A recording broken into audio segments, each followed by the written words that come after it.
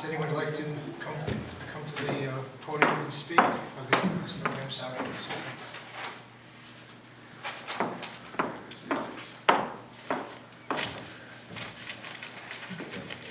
In Lepore?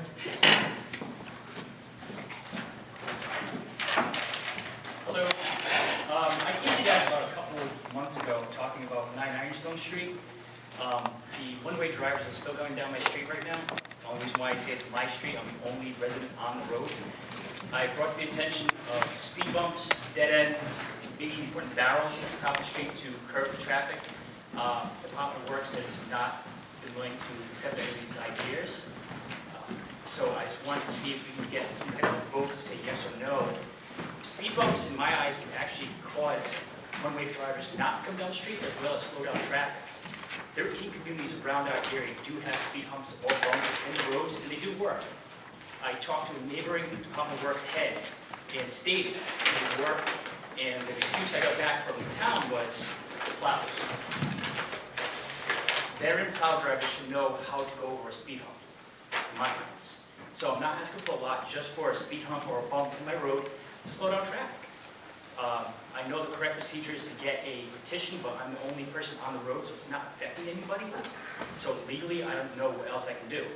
So I just wanted to come forth in front of you to see if I can get a vote maybe next week or so to get this in motion, either yes or no, so I can drop the issue, because it's been going on for a while. And I'm just worried about 5 o'clock in the morning, kids are walking to school, it's pitch dark. If they don't see you coming, they're going to get hit. And it's not even my family, I'm worried about residents, people walking down the road. So it's really just an eye-opener.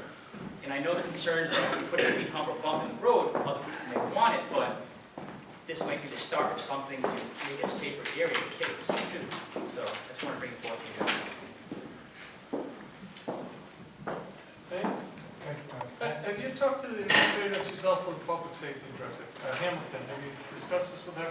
Yes, I've actually talked to everybody in the town about this. Yeah, I know you've been before us a couple of times. Yeah. Day-to-day operation would be through the administrator. The most responses I ever got were, it's either a police matter or plows. Those are the 2 excuses I've ever got. You know, plows 3 months out of the year can be the problem, but during the summertime you don't need a plow. You know, so that's my biggest thing. You know, we're another good reason why not to put them there. It's a straight shot, people fly down there. So I'm just a little concerned. I don't know what else to do for that matter, because I can't really do anything else. I don't want to be that guy that starts throwing things on the road, but my road is not that wide. It's very, very small, maybe 1.5 cars. Can't fit 2 side by side, so it's not like a lot of land. I'm not asking for it now, but what if we did it in the springtime, summertime, when pavement has like a little extra pavement in all the roads? Because I know you can't do pavement now because it's too cold out. So I'm not expecting it to happen now, maybe spring, summer, so it's time to plan for it. I checked online, the State Department has a graph how to make them, and it says the owner in front of the hump is responsible for taking it apart. So if I don't want it, it's on me, I have to pay for it, it's not the town. It's just getting it there. But has the fire chief weighed in on this? He only weighed in on the dead end. He said dead ends. Right, I remember all that. Yeah, and believe me, I'm the first one to say that was a gut instinct. I just like, you know, we should do that, but in the eyes, that's correct. I think it's a bad idea to do a dead end. Because that can cause a lot of problems. I can't take action on it tonight, but tomorrow Right. I'll send an email to the public safety director, the town administrator, to get input from the police and from fire. And if you could, please find out if the Department of Works has anything against my family. We've only been there for a year. He said he wouldn't meet with me, and also the corner of Buxton Street, that adopt a spot, I've asked several times, I'll volunteer my time to clean it up, and they won't let me. Like, I will take my personal time to clean it up, look nice, but it's still acceptable. Okay, interesting. Well, Administrator Hamilton, did you hear the gentleman's concerns? Yeah, we've been in touch. All right. And the police department has nothing to help them. They've had their patrols on the street all the time, and they've seen it firsthand. I mean, if you go by the street now, you can see where the ice is and the snow. You can see the cars going the wrong way, the path of them. So, you know, the evidence is there. Mr. President,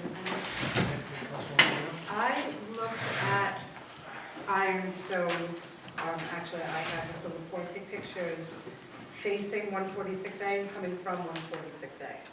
And it seems the problem is the way 146A curves, if you cross over the white line into the breakdown lane, it just becomes a straight shot to Ironstone. So they're coming onto Ironstone going in the wrong direction at 146A speeds.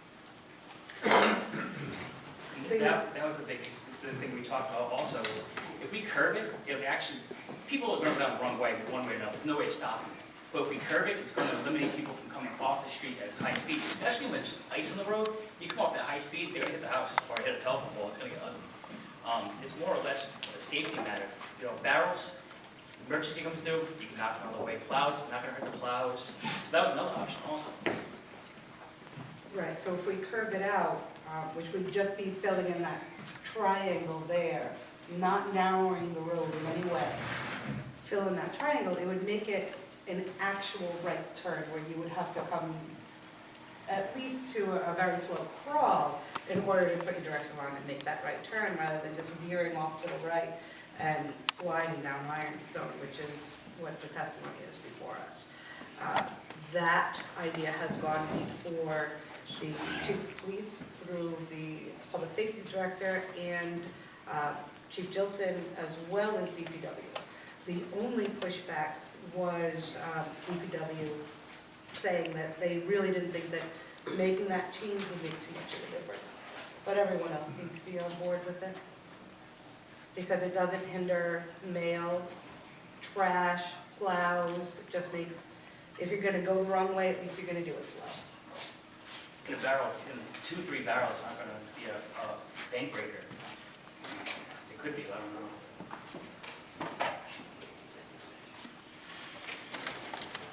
So, Mr. President, could we put this on another agenda so we could actually take action? Absolutely. Want to carry it to the February meeting? Madam Clerk, how does February 1st look? Is that a heavy agenda? There's about 5 things on there right now. Please, the council, could we have that? Mr. LaFleur, for Ironstone Street. Okay, we have a motion. Please, a motion. I make a motion to add the curving out and or. I don't know, we need to vote for an executive session. If you want to put it, I will second to put on the agenda. So, yeah, there's 2 council members like that. Thank you very much, Paul. Thank you very much.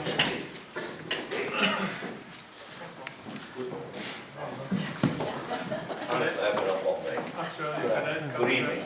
Good night, covers it. Helen?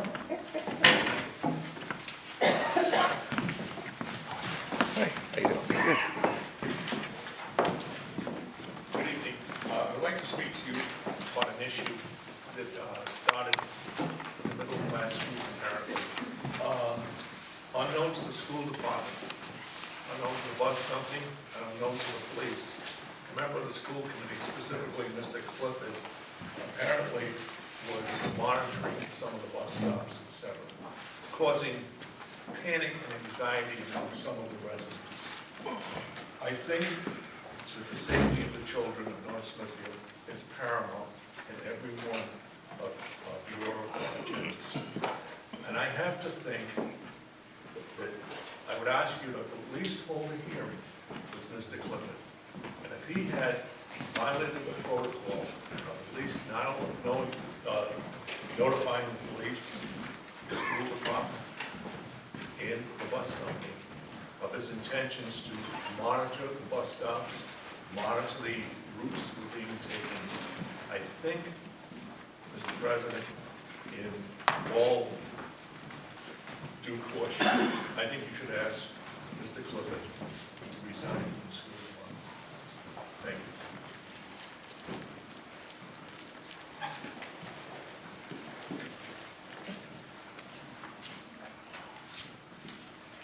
Mayor O'Hara?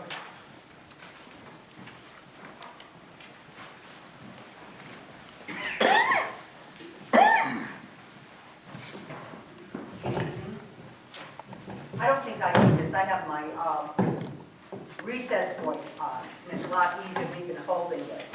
My name is Claire O'Hara, and I live at 16 Summit Avenue. I'm wondering what the setback is from the curb inward. I don't know if it's 6 feet, even if it, well, if you're having a walkway, we have walks, I think they're about 6 feet from the curb over. I think that Union Village, even though on both sides there aren't sidewalks, there's a grassway to the beginning of the homes that are supposed to be used, quote, as walkways. Well, I'm seeing more and more people park vehicles close to the curbing up. In Union Village, near the entranceway to Wright's Farm, there is a National Guard truck, there's someone who's being called a National Guard, that is parked there all the time, close to the curbing and over. So people walking, I've seen women with carriages end up having to go into the road to get around this. I don't think it is legal to park on this. I think it's known as a walkway. I'd have to go into the zoning book, etc., to clarify this. But I'm seeing this more and more. And in the Union Square, where I am, from Union Square to Park Square, on the North Smithfield side, those sidewalks are, even in good weather, they're dangerous. If you go from the car repair place on, I was brought up in Union Square. I know that they had sidewalks that were feasible, but as time went on, they resurfaced the road so the sidewalks are in disrepair, and they're almost flat with the walkway. You can't even tell. And if you go on, there's one house that, over the shrubs, leave about, I'd say, 2 feet of walkway. I don't know if it's town responsibility or the state on that one, but it has to be rectified. And people are now just taking the sidewalks out and using it for private parking. So if you want to walk, let's say from Summit, anywhere down there, or even if you're wheelchair bound, one of these electric wheelchairs, that you cannot use the sidewalk. It's a danger, and I don't know who's responsible, but if it is not this town, please tell me who is responsible, and I will address it. Children going to the bus stop unless the parents drive them or walk them, they can't walk safely, especially in the winter to the bus stop. So who's responsible for this? I believe me as the town administrator, Smithfield Road is considered a state highway. But I believe there are times when the city or town is responsible for the upkeep of the sidewalk, so I have to check. Some areas are, and I think this may be one. So you have to contact the Department of Transportation. If I have to do it, give me a name. I know. It's just very good. The administrator's going to contact the Department of Transportation to find out. Okay, and the other thing I'm going to badge you again with, out-of-state plates. Yes. It is to the point that we have people, and they're not snowbirds, not the kids in the school system. They have since they've moved here, they've had out-of-state plates. State law says it's where the car is stored, not where it's bought, not even where you live. If you use that car in the state more than one, if it is kept there more than 1 month, it has to be registered in the state of Rhode Island. And they're all over. People are bringing their children to school with out-of-state cars. They're not business trucks, etc.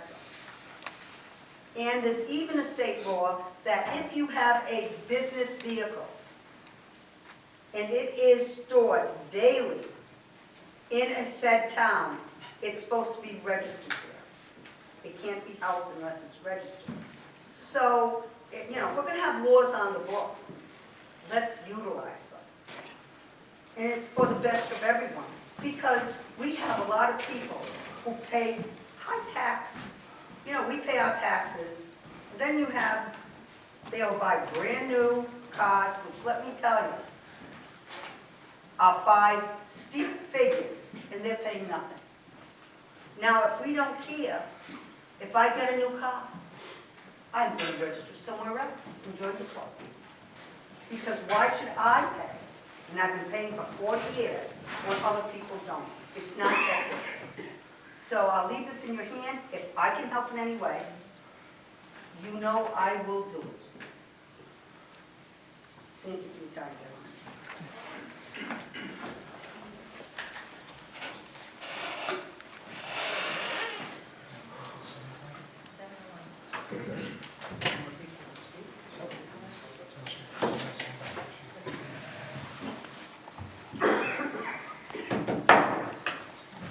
Smithfield Town Council will come to order. Madam Clerk? Lord, assist with thy Holy Spirit of counsel of those who are serving in positions of authority and responsibility. Amen.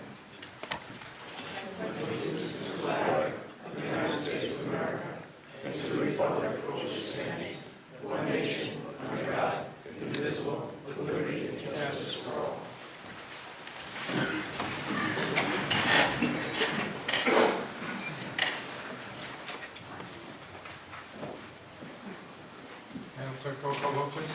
Ms. Alves? Here. Mrs. Nato? Here. Mr. Solis? Here. Mr. Swansky? Present. Mr. Boucher? Here.